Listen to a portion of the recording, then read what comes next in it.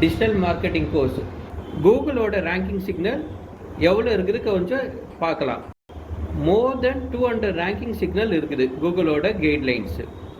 அதை ஃபாலோ பண்ணியாச்சுன்னா any website கூகுளை first பேஜில் கொண்டு வந்துடலாம். அதில் முதல் ரேங்கிங் சிக்னல் டொமைன் ஏஜ். டொமைன்னா என்ன பார்த்தீங்கன்னா ஒரு வெப்சைட்டோட நேம் ஆர் ஒரு வெப்சைட்டோட அட்ரஸ் சொல்லலாம். டொமைன் ஏஜ் எப்படி கால்குலேட் பண்ணுறதுன்னா current year minus creation date of the domain. இதுக்கு ஒரு டூல் ஒன்று இருக்குது செக் பண்ணுறது, domaintools.com.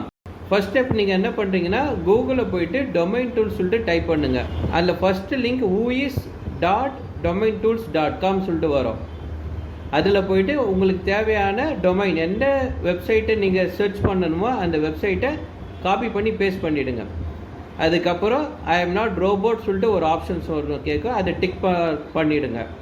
பண்ணிட்ட பிறகு சம் டேட்டா வரும். அதில் கிரியேஷன் டேட் சொல்லிட்டு காமிக்கும். அதோட இயர் எடுத்துங்க.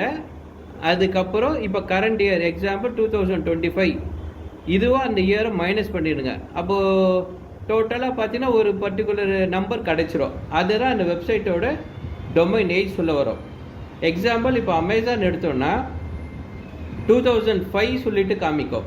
அப்போ டொமைன் ஏஜ் எப்படி கால்குலேட் பண்ணுறதுன்னா 2025 மைனஸ் 2005, அப்போ 20 வருஷம் டொமைன் ஏஜ் ஆகுது. இப்போ எதுக்காக இந்த டொமைன் ஏஜ் ஃபைன் பண்ணுறோன்னா எந்த அளவுக்கு டொமைன் ஏஜ் ஓல்டாக இருக்குதோ அந்த அளவுக்கு கூகுளை ஃபர்ஸ்ட் பேஜ் கொண்டு வரதுக்கு ஒரு பாசிபிள் சான்சஸ் இருக்குது அர்த்தம்.